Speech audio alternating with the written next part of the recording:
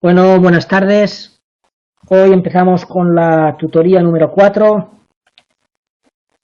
Estábamos en la página 117. Página 117, dinámica emocional. Estamos ahí peleándonos con las emociones. A ver qué nos dicen. Aquí. Bueno, pues dice, dinámica emocional. Para terminar la caracterización de todo el proceso emocional, hay que hacer referencia a la dinámica emocional. Las emociones presentan en su desarrollo temporal dos procesos secuenciales y diferenciados. Página 118. Primer punto. En primer lugar aparece el proceso emocional primario, que se caracteriza por su brevedad. ¿Recordáis lo del filtro, aquello? Que se caracteriza por su brevedad temporal y por estar presente y por presentar una secuencia característica. Así, el desencadenante elicita la respuesta emocional de forma inmediata, la cual tiene un tiempo de reacción muy corto. Aparece por ahí un oso, ¿no? Parece que pone aquí en los dibujos un oso. Nos provoca una reacción emocional fuerte, ¿verdad?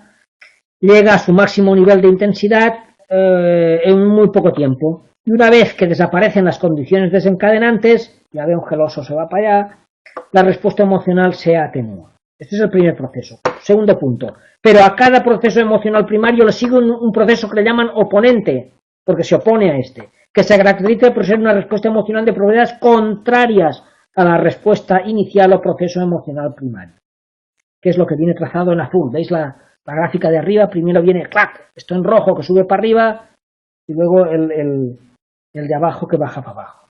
Estas gráficas a veces confunden un poco. Yo creo que la que se ve más claro es la que está aquí en la página 119, que superpone el primario y el proceso secundario, que veis en rojo, la segunda gráfica, la 19, se ve en A, en rojo, que va para arriba, y luego cuando el proceso secundario, que es el azul de abajo, que se opone, y hace que se estabilice la reacción emocional, y después ya, cuando el estímulo que está abajo, el estímulo desencadenante, que es el rectángulo de abajo, se va, pues ya se normaliza.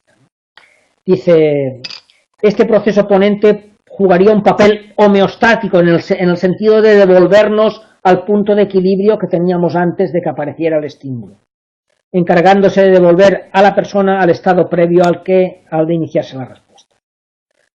Bueno, Solomon dice que el proceso oponente se caracteriza por un tiempo de reacción largo, que llega a su máxima intensidad lentamente, y una vez que desaparecen las condiciones desencadenantes, su atenuación también es lenta. La respuesta emocional manifiesta, que es el resultado de estos dos, es el resultado de la activación subyacente de estos dos procesos. Página 119 dice en el cuadro 218, dice los dos procesos subyacentes, el primario A en rojo, el oponente B en azul, y la respuesta manifiesta, que es el resultado de sustraer o de restar del proceso primario, el secundario, que sería el verde que está arriba, el verde que pone A menos B. Bueno, nos vamos a la página 120. Siempre lo que veáis muy enrevesado, muy complicado y muy enmarañado, todo esto hay que saltárselo un poco, y en todo caso sacar una idea así más o menos, pero no meterse mucho en estas marañas que ellos mismos después ya ni siquiera ponen estas preguntas porque ya ven que es una cosa muy, muy enrevesada. Hola, buenas tardes. Ismael, ¿sí? No sé. Tengo la chuleta aquí.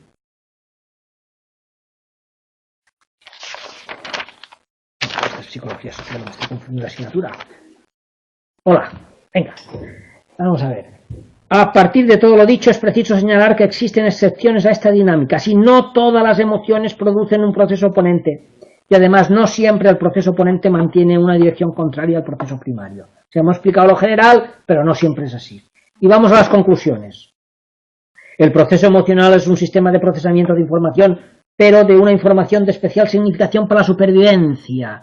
Es también un sistema de reacción frente a las demandas del entorno y es un sistema de proacción que permite anticipar situaciones de demanda emocional. Siguiente párrafo. Es importante diferenciar entre la experiencia emocional y el proceso emocional. Así, la experiencia emocional o sentimiento es consecuencia del procesamiento emocional. Además, las emociones requieren un cierto nivel de conciencia, mientras que el proceso emocional puede ser inconsciente, no consciente.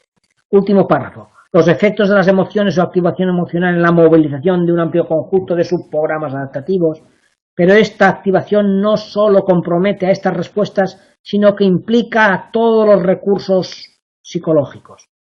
Y para comportarse funcionalmente, ya lo hemos dicho, pero aquí lo vuelvo a repetir, todos estos subprogramas de la mente necesitan estar coordinados. ¿Quién coordina todo lo que se activa en nuestra mente y en nuestro cuerpo? Esta coordinación es realizada por un conjunto de programas de orden emoción, que son las emociones. Por eso hemos dicho que cuando nos fallan las emociones, nuestra salud mental empieza a tambalearse. Cuando nos falla la salud mental, lo primero que se nota que falla son nuestras emociones, nuestro estado emocional. Capítulo 3. Métodos de investigación en psicología de la emoción. Introducción, página 124. Página 125, segundo párrafo. En este capítulo pretendemos describir diversas estrategias de investigación que se han utilizado para avanzar en el conocimiento de los procesos y mecanismos que hacen posible las emociones. Siguiente párrafo. Antes de ello, vamos a intentar clarificar algunos conceptos. Punto 1.1. Datos de emoción y emoción como constructo. ¿Cómo sabe usted que está experimentando una emoción? Para la mayoría de nosotros, la señal inequívoca de que estamos sintiendo algo es la percepción subjetiva que acompaña esta vivencia. Si ponemos en práctica nuestras destrezas de autoobservación, podemos darnos cuenta de que esta experiencia subjetiva incorpora pensamientos y deseos distintivos en función de la emoción. Nuestros pensamientos y deseos son distintos según la emoción que sintamos. Y también notaremos, si somos capaces de autoobservarnos, notaremos también diferencias en los cambios corporales. ¿Cómo se dan cuenta los demás de que usted está reaccionando afectivamente en una determinada situación? Podríamos afirmar que si alguien nos está viendo el rostro o nos está escuchando, el tono de nuestra voz, etcétera, puede utilizar esta información para saber lo que sentimos. Último párrafo.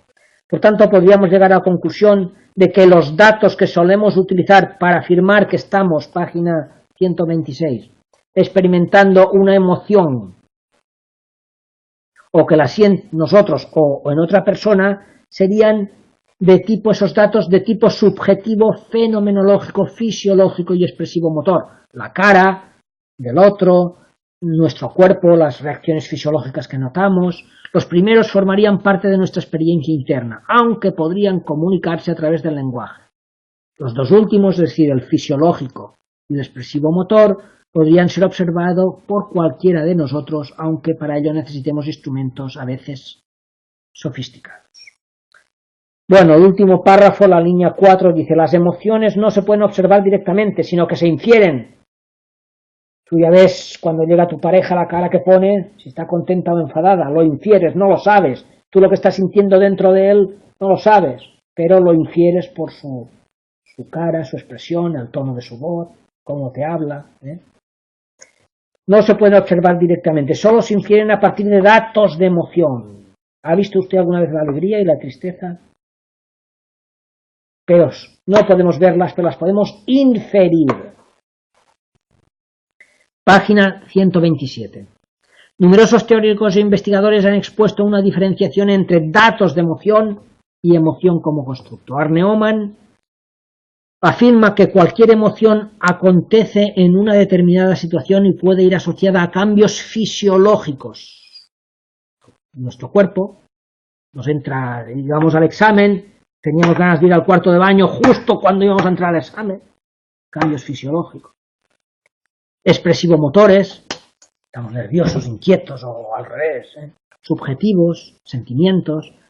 Tanto la situación como las medidas de estos tres sistemas de respuesta, fisiológico, expresivo-motor, subjetivo, sentimientos, pueden observarse empíricamente.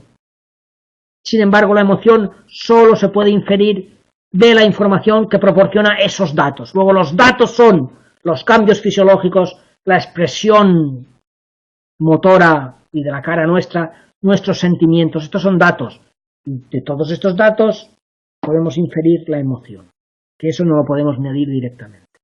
Un poquito más abajo, a la altura de las gafas de Peter Lang, dice: Peter Lang hace ya varias décadas argumentó que los tres sistemas de respuesta emocionales, estos tres que acabamos de ver, fisiológico, expresivo motor y subjetivo, son independientes y no covarían necesariamente entre sí. Sus relaciones son complejas. Página 128. Último párrafo. Otro aspecto sobre el que nos llama la atención Oman es la confusión entre proceso de emoción y emoción como algo consciente. Ya lo hemos dicho en el capítulo antes, ¿no? Que el proceso de emoción puede ser muchas veces inconsciente. El sentimiento subjetivo de que estamos experimentando una emoción es lo que inequívocamente puede señalarnos su existencia. Igualar este resultado con los procesos que lo que desencadenan no es aconsejar. Los procesos son todo esto que hemos visto en el capítulo pasado, con el primer filtro, el segundo filtro, evaluación, valoración, influencia de la cultura, todo este proceso, ¿no? Este proceso, gran parte de este proceso no somos conscientes de todas esas influencias, ¿eh? Bien. Luego no hay que confundir el sentimiento subjetivo de la emoción con todo el proceso. Dice la última línea. Por ejemplo, los propios trabajos de Oman o los de Ledoux han puesto de manifiesto, página 129, que los automatismos son habituales en los momentos iniciales. El rodillazo que le damos a nuestra pareja, esos son automatismos habituales en los momentos iniciales del lanzamiento de una reacción afectiva. Aunque en etapas más tardías, esta información afectiva se elabora adicionalmente y de modo más complejo, implicando a zonas cerebrales asociadas habitualmente al procesamiento más de tipo reflexivo. Es decir, tenemos la primera reacción instintiva, ¡pumba!, rodillazo. Y luego, perdona, que no pasa nada, ¿no? Entra ya en una segunda fase, entra un proceso más reflexivo, más, ¿eh?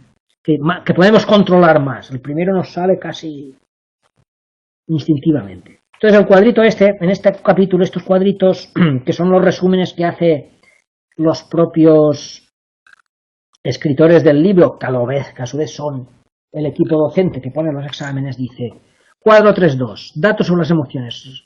El resumen de todo lo que ha dicho de este capítulo. Conviene diferenciar datos de emoción y emoción como constructo. Los datos de emoción se refieren a los datos fisiológicos, expresivomotores y subjetivos. No es extraño que los datos de los tres sistemas de respuesta no covarían, ya lo hemos dicho, no necesariamente covarían entre sí. Se trata de sistemas de respuesta independientes. Es importante distinguir entre emoción como producto, es decir, el resultado, la emoción como resultado, esta tristeza, esta rabia que estoy sintiendo, la emoción como resultado o estado consciente, y la emoción como proceso, todo lo que ha ocurrido por dentro de nosotros para llegar a eso. El estado emocional es resultado de numerosos procesos que en muchos casos tienen lugar de modo no consciente. Esto lo han preguntado varias veces. Bueno, afectos, estados afectivos y emociones. Última línea. A veces en el estudio de la página 130 emoción han surgido importantes polémicas entre teóricos e investigadores como consecuencia de esta falta de rigor. Bueno, hay que decir que todo este estudio de las emociones es muy reciente y todavía está muy limitado, ¿eh? Hay mucho que investigar aún sobre todo esto. Segundo párrafo. Algunos teóricos se han hecho conscientes de este problema y han sugerido algunas distinciones terminológicas entre afecto, estado de ánimo y emoción. Siguiente párrafo. El término en rojo, afecto, debemos usarlo para referirnos a cualquier experiencia que incluya un componente evaluativo, en el sentido de doloroso o placentero, atractivo o repulsivo, agradable, desagradable, bueno o malo. Es un vocablo genérico. Las sensaciones de dolor, placer, es el afecto de un tipo o de otro. Los deseos, las emociones y sentimientos serían experiencias afectivas. Por otro lado, un poquito más abajo, dice la diferencia entre estado de ánimo y emoción. Deberíamos establecerla a partir del perfil que ofrezcan las dimensiones de diferenciación. ¿Cuáles? Intensidad y duración. Una emoción es un estado mental o un proceso usualmente generado por un evento externo. El oso que apareció ahí, si viene Tom Cruise o Beyoncé mejor, pero bueno, algo que nos produce una reacción emocional. Producido por un evento externo, que tiene un inicio definido, aumenta uno o más picos de intensidad y luego declina, que era aquella primera parte de la reacción emocional que hemos visto. Su intensidad se puede medir conductual, fisiológicamente o mediante autoinforme verbal, y su duración es más bien reducida. En cambio, el estado de ánimo, el siguiente rojo, en relación con el estado de ánimo, es difícil establecer un inicio claro. Yo estoy triste o estoy alegre, pero a lo mejor no sé muy bien cuándo, a partir de cuándo me he puesto. No hay una cosa definida, no hay un inicio definido que me produce esa emoción. Es un estado de ánimo. Su intensidad suele ser más reducida, ahora su duración es más prolongada, más mantenida en el tiempo. Página 131, debajo de la figura. Desde una perspectiva funcional, también se han establecido diferencias entre estado de ánimo y emociones. Suele argumentarse que estas últimas, que las emociones, ya lo hemos dicho, las emociones lo coordinan todo, reordenan las prioridades de objetivo, preparan para acción. Si aparece por ahí un oso, todo lo demás pasa a un segundo plano, reordena todo mi sistema, todos mis sentidos y los orientan hacia lo que está entrando. Reordenan las prioridades de objetivo, preparan para acción y cambian el flujo de procesamiento. Por ejemplo, el miedo interrumpe la acción que se está realizando. Si queréis saber la diferencia entre emoción y sentimiento, viene aquí en letra pequeña, dice... Las emociones, dice, mientras en el caso de las emociones posiblemente son más automáticas, se apoya en esta información concreta, el oso que aparece, los sentimientos son más, las emociones son más incontrolables, más innatas, los sentimientos son más intencionados, más reflexivos, se apoyan más en el recuerdo, requiere una información más elaborada, es algo más complejo que la emoción. La emoción es algo más primario, más primitivo. Bien, aquí dice, por ejemplo, el miedo interrumpe la acción que se está realizando, página 132, y nos prepara para la lucha o para la huida y dirige la atención hacia las señales de peligro, mientras que el estado de ánimo mantiene una preparación distintiva que continúa a pesar de los eventos perturbadores. Por ejemplo, la irritabilidad permite mantener una disposición para reaccionar. Si yo tengo un estado de ánimo que estoy irritable, pues esto se mantiene en el tiempo y hace que sí, que reaccione más rápido, pero cuando desaparece el estímulo que me produce la reacción, me mantengo en mi estado de irritabilidad, ¿no? Mi mujer no sale de ese estado nunca, siempre está en el estado de irritabilidad. Tengo que inventar algo, yo, ya que estudio todo esto, me tiene que servir para algo, me cacho en la mar. Segundo párrafo. Lo importante es que nos demos cuenta de que en unos casos se inducen estados de ánimo y en otros son estados emocionales más puntuales, más inconscientes, más reactivos. No hay razones de peso para asumir que los procesos implicados, tanto psicológicos como neurofisiológicos, sean equivalentes. Seguramente son muy distintos. Más bien cabría anticipar que fuesen diferentes. Y de nuevo hace un resumencito. 434 afecto. Es un término genérico que describe cualquier experiencia evaluativa. Sensación de dolor, placer, los deseos, las emociones, los sentimientos son tipos de afecto.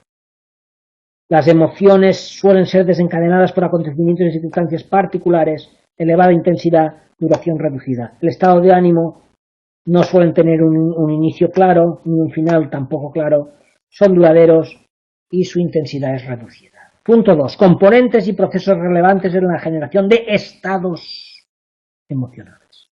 Nos ocupamos a continuación de algunos métodos de investigación que se han ido configurando en torno a las distintas aproximaciones al estudio de la emoción. Página 133. Aspectos expresivos. Ya hemos comentado que sin duda en muchas ocasiones nos damos cuenta de lo que siente otra persona por la expresión de su cara o por el tono de su voz. Darwin fue el primero en enfatizar la relevancia de los aspectos expresivos de la emoción en su libro La expresión de las emociones en animales y hombres. Segundo párrafo por en la mitad dice: ¿para qué sirven todos estos aspectos expresivos? Un defensor de las ideas evolucionistas originales argumentaría que aparece el oso, la apertura de los ojos, la apertura de la boca, facilita la captación de cualquier información visual o auditiva sobre esto, sobre el objeto amenazante, que la contracción muscular y la alteración corporal facilitan la conducta de huida o de ataque, y que los gritos pueden servir de reclamo para que nos ayuden. Esta utilidad de las expresiones emocionales es lo que ha garantizado su perduración en la filogenia. Ya sabemos que todo lo que hemos mantenido es porque nos ha sido útil. Y si hay cosas que ya no son útiles, para el ser humano desaparecerán. Pero claro, cosas que hemos mantenido durante milenios, hasta que desaparezcan, tiene que pasar varios milenios más también. Además, Darwin supone que se han establecido vínculos asociativos entre expresión y estado interno. Un poquito más abajo dice: la estrecha vinculación entre apariencia corporal, facial o vocal y estado interno le llevan a utilizar el término, por eso utilizó el término expresión de la emoción. Último párrafo. Junto a esta función de ayuda a la supervivencia de las emociones, también enfatiza el papel de señalización de las expresiones emocionales. Piensa que estas expresiones pueden considerarse como un lenguaje, ya lo hemos dicho muchas veces, es un lenguaje primitivo. Seguramente el ser humano, antes de comunicarse, antes de poder ser capaz de hablar, seguramente se comunicaba por emociones que no utilizaba palabras, pero sí el tono de la voz, la expresión, la expresión corporal, la expresión de la cara. Ya sabemos que los primates no son tan expresivos, pero a lo mejor los ojos sí que se nota algo, ¿no? ¿No tenéis animales? No sonríen ni nada los gatos ni los perros, pero tú te das cuenta si está triste el gato o el perro, ¿no? Bueno, aquí está cabreado, ¿no? Pero otras emociones también las puedes captar, ¿no? ¿O no? Pues el hombre primitivo se debía comunicar de esta manera antes, ¿eh? Era un lenguaje primitivo, las emociones, y universal para los miembros de una determinada especie, que sirve para que los individuos se comuniquen entre sí sus estados internos. Página 134. El recién nacido manifiesta sus estados internos de bienestar o malestar a través de ¿qué? De las sonrisas y llantos. También al poco de nacer muestra expresiones de alegría, airadas, temerosas. Todo esto sirve, no dice nada al bebé, pero le sirve a la madre para proporcionar, o al padre, padre, cuidado que es el día de la dona, tenemos el jueves, al padre o la madre, digo eso, al padre o la madre, dicho padre primero. Me están grabando ahí, me están grabando o me están escuchando. Bueno, le sirve al padre o la madre para proporcionar cuidados al niño de acuerdo con sus necesidades, porque es lo único que nos lo comunica a través de sus emociones. De forma similar, las sonrisas de la madre son señales de aprobación, ¿sí? La madre o el padre, cuando sonríe, son señales de aprobación que proporcionan información al niño de que su actividad es adecuada, mientras que las expresiones, si el niño pega y tal y no le frunces el ceño un poquito, se piensa que puede aquí, que ancha es Castilla, ¿eh? No, hay que ponerle límites. Que los límites no quiere decir que cosas un garrotazo y pues poner una cara seria. Él ya te ve, ya te capta, aunque sea un bebé. Sabe que algo pasa. Bueno, Darwin, siguiente párrafo, sugiere que la expresión abierta de una emoción por medio de signos externos la intensifica esa emoción, dice. Mientras que la represión de los síntomas externos la debilita. No se trata ya de asumir la correspondencia entre apariencia y estado interno, sino de aceptar la posibilidad de que aquella pueda modular esta. Es decir, que la expresión de la emoción puede modular nuestras emociones. Si la expresamos con intensidad, la aumenta. Si la reprimimos, la disminuye. Si reprimimos su expresión. Entramos, por tanto, de lleno en la regulación en rojo afectiva. Siguiente párrafo. De lo expuesto hasta aquí puede concluirse que la formulación de Darwin lleva a algunas predicciones importantes. En primer lugar, puesto que las emociones son producto de nuestra herencia filogenética, deberían estar presentes tanto en la especie humana como en las infrahumanas, no, en otras especies. Infrahumana suena mal, en otras especies. Deberían estar presentes tanto en la especie... En segundo lugar, en la especie humana debería ser transcultural, todas las culturas, esquimales, bantúes, de todo, pues estarían garantizados por nuestra carga genética. Página 135. A continuación describiremos brevemente algunas de estas investigaciones transculturales. 2.1. Estudios transculturales sobre expresión y reconocimiento facial. Este apartado lo han preguntado bastante. A ver, dice, el objetivo fundamental es recoger datos de expresión o reconocimiento facial de emociones en individuos pertenecientes a distintas etnias y comprobar si los componentes o elementos de la expresión y las destrezas de reconocimiento son equivalentes en todas las culturas o no. En el caso de ser así, podría argumentarse que el ambiente, el aprendizaje y la cultura tienen una influencia mínima sobre este tipo de destrezas, con lo cual se confirmaría, por un lado, la existencia de algunas emociones universales y, por otro lado, su determinación genética. Adicionalmente, podría postularse que el grupo de expresiones universales tendrían la peculiaridad de ser primarias. Primarias quiere decir que las tenemos desde el nacimiento prácticamente, frente a otras que estarían influidas por el aprendizaje, que serán emociones secundarias, que las veremos ya. La mayoría de los estudios han obtenido datos de reconocimiento. Dice, la consistencia metodológica de estos estudios requiere que los rostros presentados, y esto lo han preguntado, yo creo que cada vez sale en alguno de los dos exámenes, lo que está en cursiva, para que estos estudios de reconocimiento facial sean adecuados, tienen que cumplir una serie de elementos metodológicos.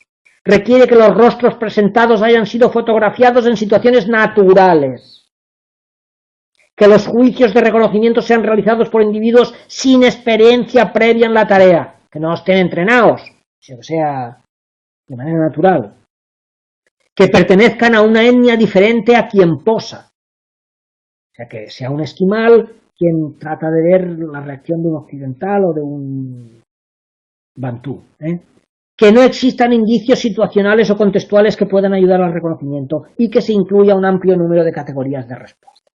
Siguiente párrafo. Algunas investigaciones de Paul Ekman y Wallace pueden ilustrar esta estrategia de recogida de datos. Por ejemplo, en un estudio del 71 presentaron 30 fotografías que expresaban alegría, tristeza, sorpresa, tal. ¿A quién? A estudiantes, como siempre, americanos, japoneses, brasileños y chilenos. Sus resultados indicaron en un alto grado de acuerdo tanto entre los individuos de diferentes culturas como entre los pertenecientes a la misma. Página 137. Durante mucho tiempo, como acabamos de exponer, las coincidencias de juicios entre culturas, especialmente entre la occidental, porque siempre estudiaban la occidental, comparado con otra, y alguna aislada que no ha tenido contacto con ella, se han considerado evidencia inequívoca a favor del supuesto de universalidad. Todo el mundo tiene las mismas expresiones emocionales. Sin embargo, se pueden hacer otras interpretaciones. Russell, el supuesto de rojo, universalidad mínima, que podría explicar este patrón de coincidencia de juicios sin necesidad de dar una explicación genética. Entonces, según él, lo común no es que en los genes nosotros tengamos la predisposición de detectar alegría y sepamos lo que es la alegría y la tristeza, sino que desde este punto de vista lo que tienen todos los humanos es que ciertos movimientos musculares faciales están asociados con algunos estados psicológicos y con la experiencia aprendemos a inferir el estado psicológico. O sea, lo que es genético o lo que es innato es la capacidad de asociar un estado emocional con una expresión de la cara. No que ya sepamos lo que es la tristeza y lo que es el enfado ya de nacimiento, sino que lo que aprendemos es asociar una expresión emocional con una emoción. O tenemos esto es otra teoría, no es que no es que anule la otra, no se sabe todavía bien, ¿eh? Pero esta es la teoría de la universalidad mínima. Que la universalidad no es tan grande, es una mínima universalidad que lleva a que se pueda reconocer todos igual, pero la universalidad no está en que reconozcamos directamente las expresiones emocionales, sino la asociación expresión de cara con emoción. Bueno, en fin. Punto 2.1.2. Modulación de la intensidad afectiva. Como veremos en el apartado siguiente, tras la formulación de William James, sí, este que estamos viendo desde el principio, numerosos investigadores intentaron encontrar apoyo empírico a su postulado fundamental. Recordar, la percepción de cambios corporales, especialmente el feedback autonómico visceral, es el proceso básico que lleva a la experiencia de emoción. Como su objetivo no fue alcanzado de modo conveniente, algunos de ellos cambiaron el foco de interés desde las vísceras a la musculatura facial.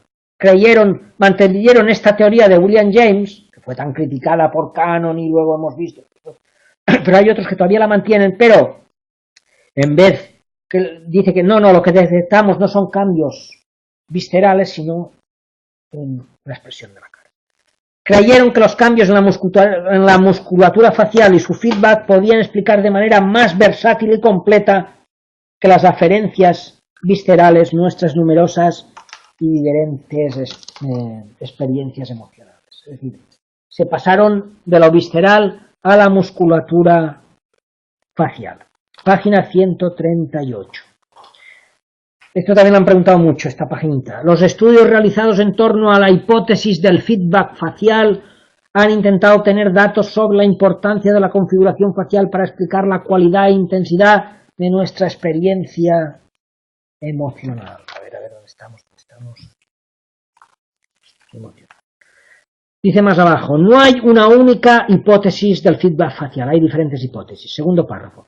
Desde una perspectiva metodológica, de nuevo, el problema era idear estrategias de recogida de datos válidos para poner a prueba esta hipótesis. Rojo. En la literatura aparecen dos estrategias fundamentales. Rojo, la simulación facial y la inhibición-exageración de la apariencia facial. Siguiendo la primera, simulación facial, se instruye a los participantes, todo esto ha caído mucho, se instruye a los participantes sin que ellos sean conscientes para que simulen expresiones emocionales concretas. Un poquito más abajo, si realmente la experiencia emocional requiere de la pose facial, cabría esperar que cuando el material afectivo se visualice con una apariencia facial no acorde a su contenido, no experimenten, es decir, si nos cuentan un chiste pero nosotros ponemos expresión de cabreo, no deberíamos hacernos gracia, si es la expresión facial lo que determina la emoción. Siguiendo el segundo procedimiento, el de inhibición-exageración de la apariencia facial, los participantes deben suprimir o exagerar su expresión facial en presencia de estímulos emocionales como descargas eléctricas o películas de diferente contenido emocional. Si la intensidad afectiva está determinada por la apariencia facial, podría anticiparse que en la condición de inhibición se redujese la intensidad de la experiencia afectiva en comparación con la condición en que se exagere la expresión facial. Último párrafo. Tangerow y Ellsworth intentaron poner a prueba el supuesto de que el feedback de los músculos faciales es importante. A ver, ¿estos músculos faciales son importantes para nuestra experiencia subjetiva, sí o no? Página 139. Y utilizaron el primero de los dos procedimientos que hemos dicho, el primero, el de la simulación. Tres hipótesis que denominaron de la necesidad, de la suficiencia y de la monotonicidad. Según la primera, si la expresión facial es necesaria para la experiencia subjetiva, no debería producirse esta a no ser que el rostro muestre esa apariencia. De acuerdo con la segunda, de la suficiencia, si la adopción voluntaria de una expresión es suficiente para la experiencia de emoción, cuando responde el rostro, debería seguirse la emoción, incluso en la ausencia de estímulos emocionales. Y la tercera postula una relación positiva y monotónica entre experiencia facial y experiencia emocional. Último párrafo. Un aspecto metodológico importante que debe cuidarse en este tipo de investigaciones es la información que se proporciona a los participantes, 140, respecto a los objetivos de estudio. Siempre hay que ocultárselo porque si no, dice, lo que algunos denominan, si no se produce lo que se llama efectos de características de la demanda, que esto lo veréis en otras asignaturas de análisis No sé qué, si no lo daréis, pero esto lo veréis.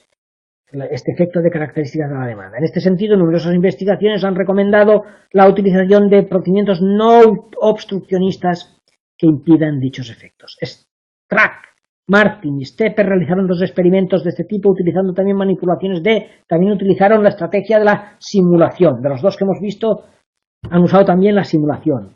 Para ocultar el objetivo del estudio, decían a los participantes que querían conocer la habilidad de la gente para ejecutar diferentes tareas con partes del cuerpo, pero no les decían lo que querían. Por ejemplo, un poquito más abajo dice, la tarea relevante era visualizar y evaluar la comicidad de las viñetas mientras se sostenía un lápiz bien con los labios o bien con los dientes. ¿Veis? Si yo sostengo el lápiz con los labios,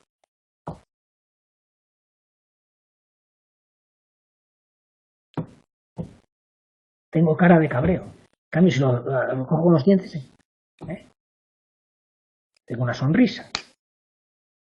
Entonces, encontraron, y esto también lo han preguntado cada vez, que las evaluaciones de diversión al ver los cómics eran superiores cuando se sostenía el lápiz con los dientes que cuando se hacía con los labios. Los autores interpretan que la pose facial determina el estado afectivo. Ya me han dado la solución. Cuando llegue a mi casa y mi mujer me diga, hola, le meto el lápiz ahí, ya está. Porque si pone una sonrisa, su estado emocional será de alegría y satisfacción. Probarlo. Cuando estéis comiendo, que abra la boca, metéis el lápiz ahí. Bueno, Larsen, Casimatis y Frey realizaron otro estudio de este tipo, pero presentando estímulos desagradables, mientras intentaban mantener separados o unidos 2 tis, de los que se utilizan para jugar al golf. Yo no he jugado, no sé lo que es eso. Bueno, es una cosa que... ¿Eso que se pincha en el suelo? Bueno, pues según si tú los quieres juntar, pones cara de cabreo. Si los estiras, se te estira, ¿no? Oh. Es mejor lo del lápiz, porque lo otro es más complicado. Mejor llevar un lápiz en la mano que un cacharro de estos. Entonces dice, piense el lector que cuando se intenta unir los tis, se activa el entrecejo. Mientras si se intentan mantener separados, tu cara expresa más una especie de sonrisa. Y los resultados que indicaron, también ha caído mucho, que los participantes proporcionaban superiores evaluaciones de tristeza cuando intentaban unir los tics y cuando los mantenían separados. Pues da resultados todo el lápiz, hay que probarlo, yo no lo descartaría. Hay que probarlo, a ver. Página 142. Resumen. Charles Darwin afirmó que las emociones cubren una función adaptativa e incrementan las posibilidades de supervivencia. Además, realzó su valor comunicativo y asumió una estrecha correspondencia entre expresión y estado interno. Es esto que después hablan de expresión. Si tú expresas alegría, te viene la alegría. Si tú pones una cara con el entrecejo fruncido, te viene más cabreo. O sea que hay que cuidar. Hay que antes, si vas a una reunión, hay que procurar un entrenamiento y entrar. Eso, pones el lápiz en la boca un rato. Los estudios transculturales sobre reconocimiento y expresión emocional aportan datos válidos sobre coincidencias étnicas en el significado. Pero este consenso probablemente puede explicarse tanto argumentando a favor del carácter innato como, a lo que hemos dicho, aquí dice, como a favor de su aprendizaje temprano, que era lo de la universalidad mínima. No es que nazcas con eso, sino que lo aprendes enseguida. Esta asociación, expresión, emoción. Los cambios en la expresión facial pueden jugar un papel importante en la modulación, que es lo último que hemos visto, lo del lápiz, en la modulación de nuestros estados afectivos. Bien. Cambios fisiológicos, pero periféricos. A ver, la mayoría de nosotros nos hemos dado cuenta de que cuando sentimos emociones distintivas se producen importantes cambios en nuestro cuerpo. Miedo al corazón, bum, bum, bum, bum. Sudor, deseamos escapar. Al sentir ira, estamos cabreados, se tensan los músculos, especialmente los brazos y en la boca. La sangre inunda nuestro rostro y a veces atacamos al adversario. Bueno. Sin embargo, pocos nos atreveríamos a afirmar, como hizo William James, sí, el James desde el principio venimos hablando de él. A finales del siglo XIX, pocos diríamos que la emoción es la percepción de estos cambios corporales que experimentamos. Entendemos que es al revés, que los cambios corporales son consecuencia y no antecedente de nuestros sentimientos. Página 143, penúltimo párrafo, dice: a pesar de esta importante limitación, las suposiciones teóricas de James han sido enormemente productivas y han generado numerosas líneas de investigación. A continuación nos ocuparemos de los estudios sobre especificidad autonómico-visceral y sobre percepción autonómica, los cuales están estrechamente vinculados con estos postulados. Vamos a ver la investigación. Investigaciones sobre especificidad autonómico-visceral, aunque ya hemos dicho que los investigadores dejaron de lado el tema visceral y pasaron a la expresión facial, pero bueno, ahora vamos a ver lo visceral. En el planteamiento de James, las emociones surgen como consecuencia de la percepción de los cambios corporales que generan ciertos estímulos, página 144, pero puesto que las cualidades de lo que sentimos son variables, los patrones de cambio corporal también deberían serlo. Siguiente párrafo. Desde los años 40, algunos investigadores han buscado patrones de cambio autonómico visceral que diferencien algunos estados emocionales. Siguiente. Leverson, quizás el que más ha estudiado esto, el más importante. Leverson y sus colegas se han ocupado de la diferenciación de patrones autonómico-viscerales. ¿Cuáles? Pues la tasa cardíaca, la temperatura de la mano, la resistencia de la piel, la tensión de los músculos, asociados a estados emocionales variados, sorpresa, asco, tristeza, etc., utilizando una tarea de acción facial, este ya trabaja con la cara, utilizando una tarea de acción facial dirigida y otra de recuerdo emocional para generarlos. Último párrafo. En el cuadro 3.6 se ilustra el resumen de los resultados que se han obtenido en sus trabajos. Dentro de las emociones negativas, ira, miedo y tristeza, van asociadas ¿a qué? A aceleraciones de la tasa cardíaca, a mayores aceleraciones de tasa cardíaca que en el asco. Y la ira produce mayores incrementos de temperatura en el dedo que el miedo. Se nos sube más la temperatura. El miedo, no, la ira que el miedo. Página 145. Debajo del cuadrito, y este párrafo sí que es importante. Estos datos, por tanto, muestran la existencia de distintas configuraciones de cambios corporales periféricos, tasa cardíaca, conductancia de la piel, temperatura del dedo. Queda por establecer su utilidad y relevancia. Leverson cree que en determinadas circunstancias, especialmente cuando un organismo debe responder con gran rapidez para una eficaz adaptación al entorno, podría lanzar la reacción afectiva con inmediatez. En estas situaciones en que está en juego la supervivencia, no es tan relevante la mediación cognitiva como la puesta en marcha de las acciones adaptativas inmediatas. Por eso hemos venido insistiendo en otras tutorías que aquí habla de adaptativo no tanto a la precisión con la que respondemos, sino a la rapidez.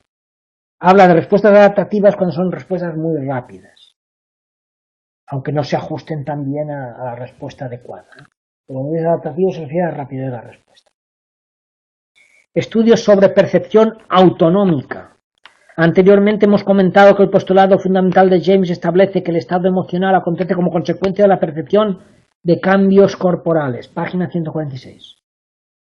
Se han seguido diferentes estrategias para contrastar las suposiciones de James. Al principio del siglo pasado, Sherrington y Cannon, el Cannon que hemos hablado ya antes, realizaron investigaciones con gatos y perros en que seccionaban las vías aferentes entre vísceras y cortezas, de la conexión. Porque al principio ya hemos dicho que trabajaban con los cambios viscerales.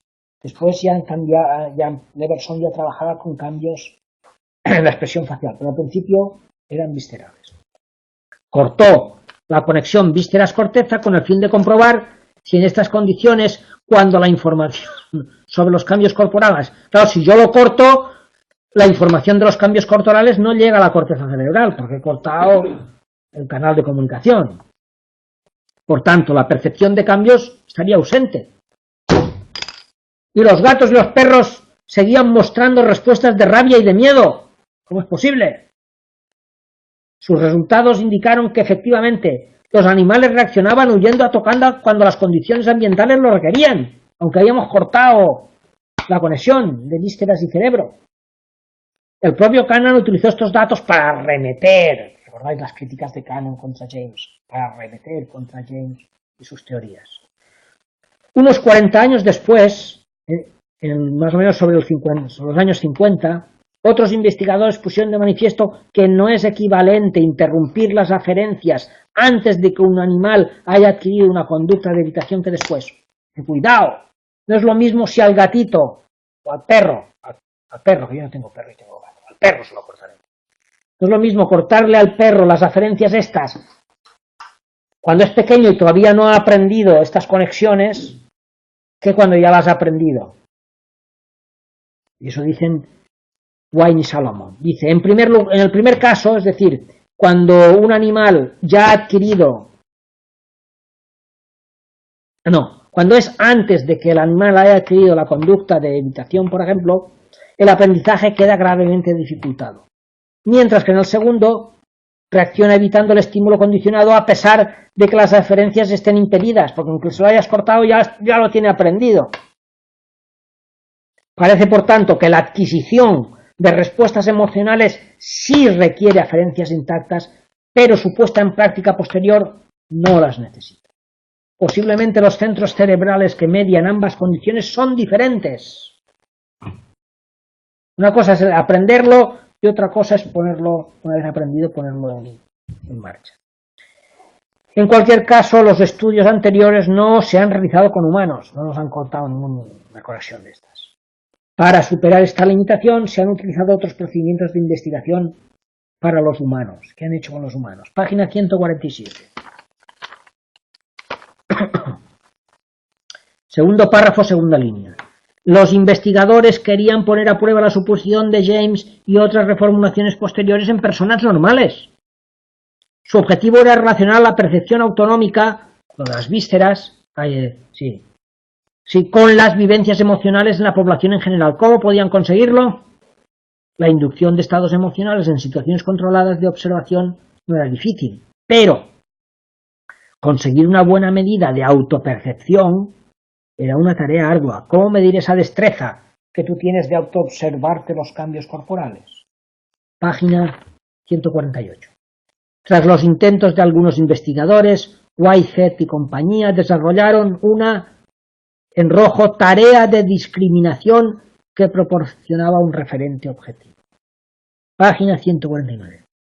Una vez que se dispuso de índices objetivos de autodetección cardíaca, algunos investigadores intentaron relacionarlos con medidas de intensidad afectivas. O sea que encontraron gente, consiguieron detectar la gente que era una buena observadora de sí mismos y que detectaban sus cambios, por ejemplo, cardíacos, y gente que no lo detectaba. Una vez que se dispuso de índices objetivos de autodetección cardíaca, algunos investigadores intentaron relacionarlos con medidas de intensidad afectiva. Si el planteamiento de James era correcto, cabría esperar que los autodetectores, es decir, los que detectaban sus cambios, por ejemplo, cardíacos,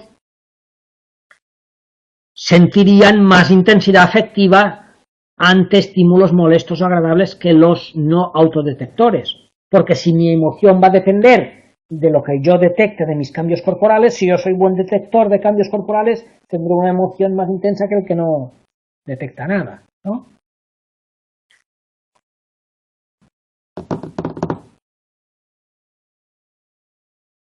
El estudio de Hantas y compañía, de estos autores diferenciaron un grupo de buenos y malos perceptores cardíacos y les presentaron un grupo de fotografías de personas mutiladas en accidentes de tráfico.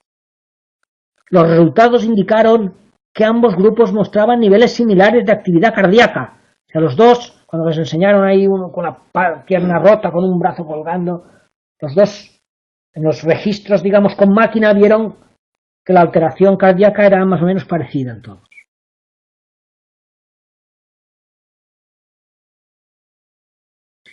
y que los buenos detectores, los que ellos se lo detectaban a ellos mismos, se sentían más alterados o molestos ante las fotografías que los malos perceptores. La obtención de referentes objetivos de autodetección cardíaca, así como haber encontrado cierta relación entre esas medidas, la intensidad de las vivencias, y esto fue en el año 82, proporcionó cierto aliento a los investigadores de la aproximación psicofisiológica. Cannon y seguidores que habían acabado con las teorías de William James, de pronto vienen otros y dicen, no, nosotros hemos encontrado esto, que los que son capaces de detectar mejor su corazón tienen emociones más intensas. O sea, no nos aclaramos todavía, no sabemos aún qué pasa del todo. A finales de los años 80 y en los 90, la mayoría de los investigadores se sintieron más atraídos por el estudio de los procesos cognitivos y disminuyeron sustancialmente los trabajos sobre percepción autonómica. Actualmente, pocos investigadores se ocupan de esta relación entre detección de cambio corporal y emoción. Entonces, si vamos al resumen, dice, bueno, os lo leéis, este resumito es muy importante, ¿eh? Resumen, todos estos resúmenes es lo que habíamos dicho, pero en resumen, que es lo que ellos consideran más relevante de este trozo. Página 150. Interpretación cognitiva y valoración. Appraisal. Aquí está la cosa cognitiva. Último párrafo. Como consecuencia de las contundentes críticas de Cannon y de la influencia del conductismo, el planteamiento de James quedó postergado. Hasta que, en los años 60, Stanley Schachter, la pronunciación parece que sea algo, Schachter, lo reformula, iniciando lo que se ha dado en llamar la tradición bifactorial en el estudio de la emoción, la cual continúa postulando que los cambios fisiológicos periféricos, corazón, conductancia de la piel, temperatura, son necesarios para que se produzca una emoción, pero, o sea, se juntan las dos, como casi siempre pasa, cuando hay una investigación que obtiene datos que su investigación avala, diferentes de otros que también tiene datos que su investigación avala, llega un momento concreto en que pueden encontrar la conexión que hay. Y ahí está la teoría bifactorial. Los cambios fisiológicos periféricos son necesarios para que se produzca una emoción, pero asume que son también relevantes los procesos de etiquetado verbal, o sea, la construcción de significado sobre la que está aconteciendo, es decir, los procesos cognitivos. Además, otros investigadores, Magda Arnold y Lazarus, también postulan que el antecedente inmediato de una emoción es el proceso de valoración appraisal. En su opinión, la cadena de acontecimientos emocionales se iniciaría con la percepción de un acontecimiento, después vendría la valoración, después vendría la vivencia emocional y la última fase sería la movilización fisiológica y la acción motora. Para estos últimos, para los de la appraisal, ¿eh? Nos saltamos un párrafo y vamos al siguiente. Aunque los teóricos de bifactoriales y los de la appraisal son parecidos, pero no es lo mismo, ¿eh? Bifactorial y appraisal, ahora veremos las diferencias. Comparten la creencia de que las cogniciones son necesarias para explicar la emoción, pero sus investigaciones y desarrollos han progresado de modo independiente. Los primeros, los bifactoriales, siempre se han considerado deudores de estas formulaciones psicofisiológicas de James Lane y han continuado investigando sobre la naturaleza del arousal, o sea, la activación fisiológica, y la relevancia de esta activación para explicar las vivencias afectivas y emocionales. Sus estudios han realizado pocas manipulaciones para comprender mejor la parte cognitiva, la construcción del significado. En cambio, los de la appraisal, los investigadores de la appraisal, sí que han estudiado detenidamente y mucho más las valoraciones distintivas que configuran nuestra vivencia emocional, es decir, los procesos cognitivos relacionados con la vivencia emocional. A continuación describimos algunos procedimientos de investigación. Punto 231. Validación de los planteamientos. Primero vamos a ver el bifactorial y con esto terminamos, ¿eh? Primero vamos a ver el bifactorial, el próximo día ya veremos los de otros, ¿eh? Primero veremos las teorías bifactoriales.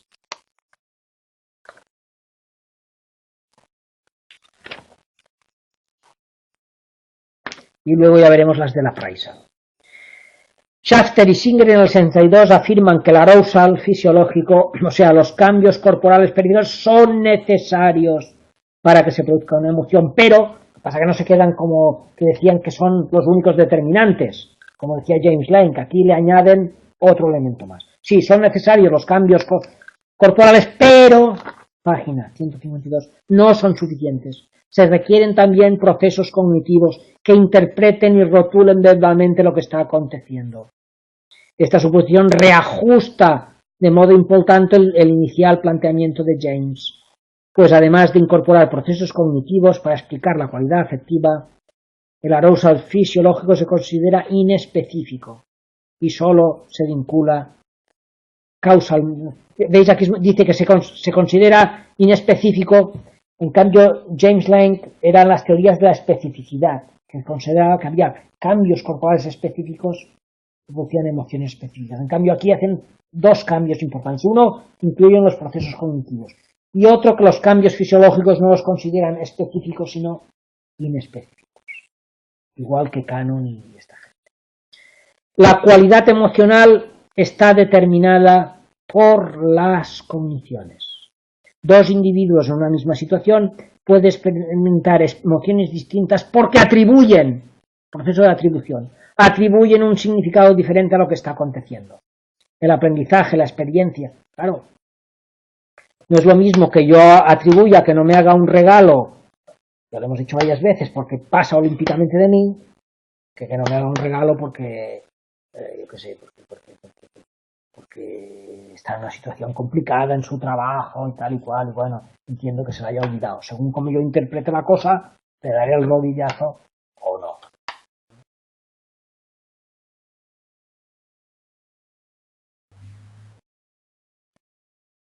El aprendizaje.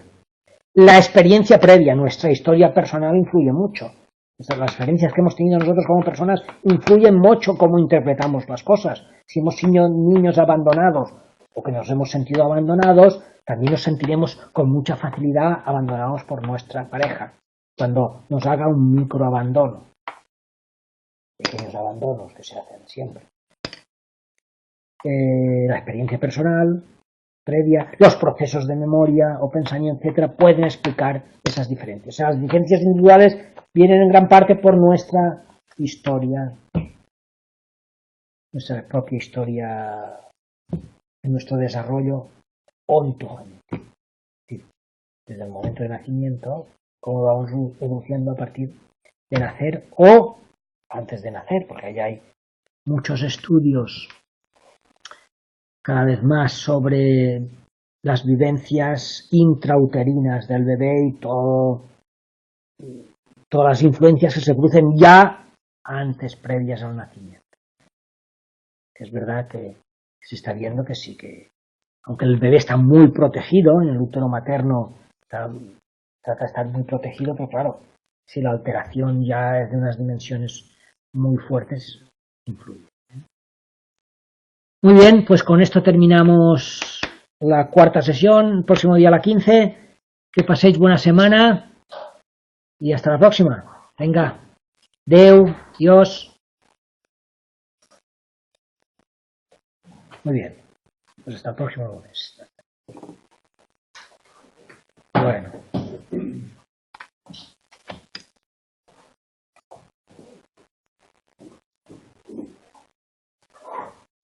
Se han dormido todos aquí, pero no, nadie dice nada. Nadie dice no.